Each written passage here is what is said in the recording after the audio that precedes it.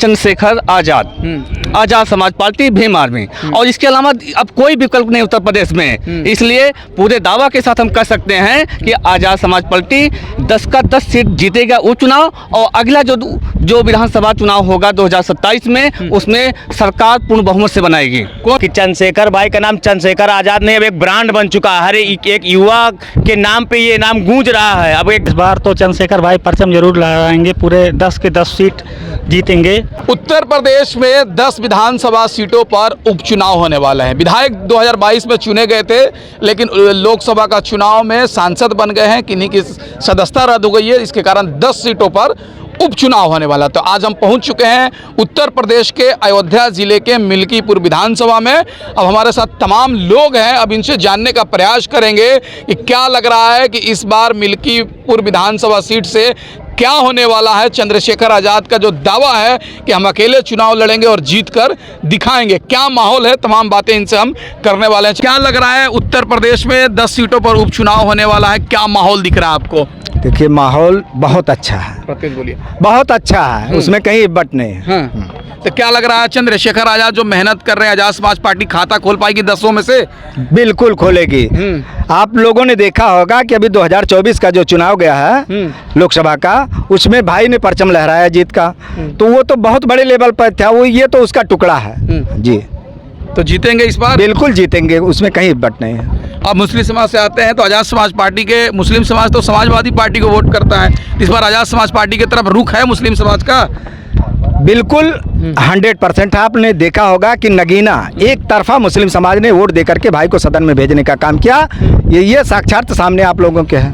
उसी तरीका से लोग बिल्कुल रहेगा, उपचुनाव में भी बिल्कुल रहेगा। अच्छा जी, आपको क्या लग रहा है सर, उपचुनाव में क्या माहौल दिख रहा है आपको? माहौल ये है कि हमारे बड़े भाई डॉक्टर चंद्रशेखर आज़ाद जी 10 सीटों पे जीत हासिल करेंगे।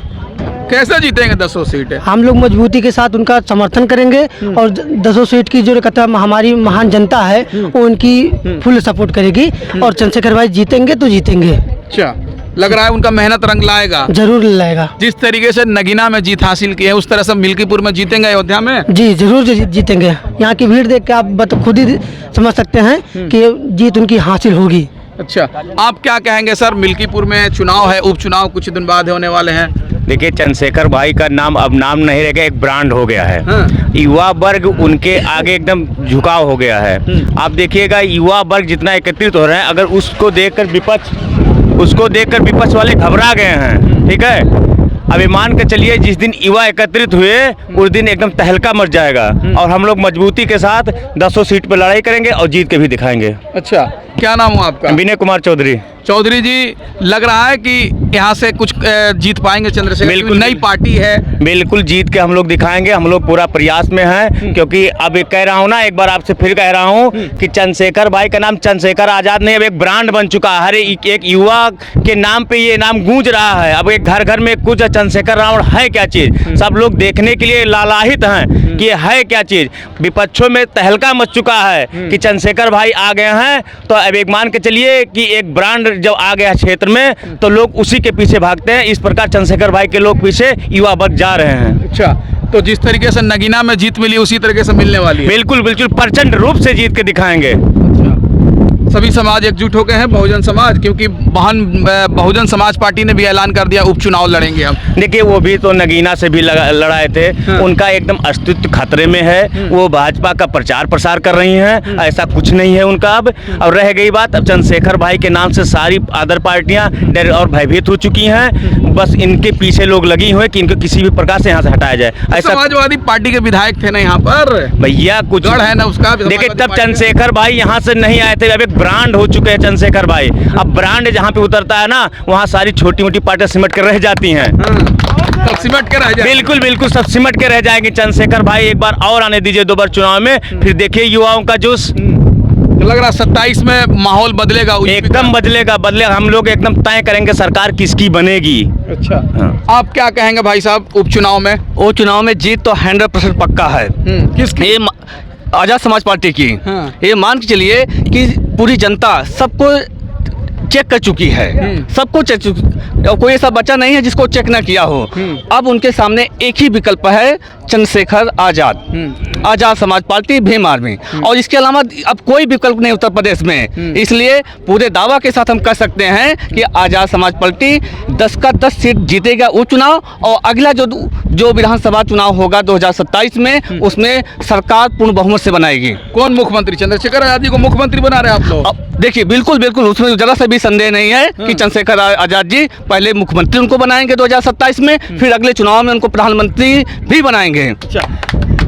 एक समय था कि बहन मायावती जी मुख्यमंत्री बनी थी पहली बार, तो मुस्लिम समाज ने एकजुटता से वोट दिया था, तो क्या चंद्रशेखर आज़ाद को भी एकजुटता से मुस्लिम समाज देगा वोट? बिल्कुल देगा। और आप लोगों ने देखा कि नतीजा सामने है।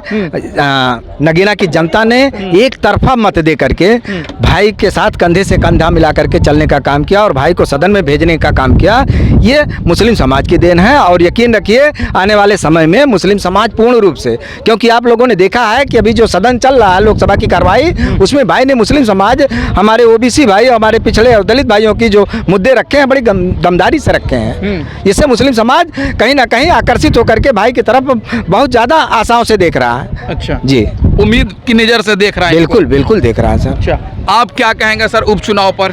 सर उपचुनाव में ये जो मिल्कीपुर का है मामला, ये समझ लीजिए कि जीता है, या जैसे कि नगीना में जीते हमारे भाई चंद्रशेखर आज़ाद जी, वैसे ही यहाँ पे प्रचंड जीत के साथ जो है परचम लहराया जाएगा, और बूथ लेवल पे जा के प्रचार प्रसार करके इस मिल्कीपुर को जो है एक विधायक दिया जाएगा। ठीक, आप क्या कहेंगे सर उपचुनाव? चंद्रशेखर आज़ाद इतने मेहनत कर रहे, रंग लाएगी उनकी जीत? बिल्कुल सर, बिल्कुल। इस बार तो चंद्रशेखर भाई परचम जरूर लहराएंगे, पूरे 10 के 10 सीट जीतेंगे। आप लोग तो यहाँ के भीड़ देख के ही समझ गए होंगे कितना जन सैलाब था, तो अब इस बार तो जरूर जीतेंगे। अच्छा, आप लोग क्या कहेंगे भाई?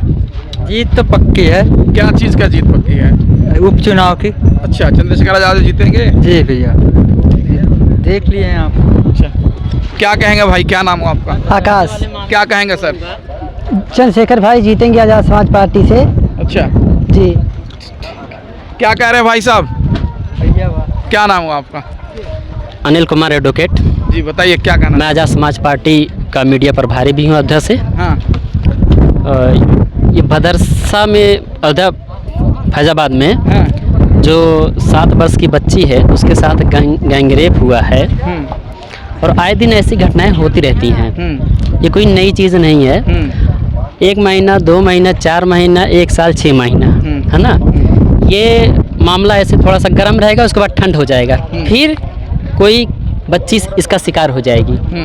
तो हम कहते हैं कि ये एक बीमारी है, क्यों ना इसको जड़ से ख़त्म किया जाए। हम सरकार को इस बात को सोचना चाहिए। रातों रात तीनों कानून पास हो जाते हैं, किसानों वाला काला कानून जिसको कहा जाता था, क्योंकि संसद में ही सब कुछ होता है, 1/2 बहुमत जिसकी सरकार उसी को होती है कानून बनाने बिगाड़ने का। और मैं ये कहना चाहता हूँ, इन्होंने जो है IPC, CRPC, Indian evidence act को चेंज कर दिया, तो क्या ऐसे जो इस प्रकार की समस्या उत्पन्न हो रही है, नाबालिग जो है बच्चियां इस रेप के शिकार हो रही हैं, क्या इनके लिए कोई ऐसा कानून, कठोर कानून ना बनाया जाए दंडात्मक, कि ये ऐसा करने के लिए 100 बार सोचें। मैं तो ये कहता हूँ, क्या मांग करते हैं सरकार से आप? हम ये मांग करते हैं कि आज़ाद समाज पार्टी, मैं तो ये कहता हूँ मेरी सरकार अगर बनेगी, मैं बता रहा हूँ इस पे दंडात्मक जो दंड मैं बता रहा हूँ कि इनका ऑन स्पॉट 3 व्हीलर काट दिया जाए, ऑन स्पॉट 3 व्हीलर काट दिया जाए, ऐसा दंड का प्रावधान किया जाए कानून में।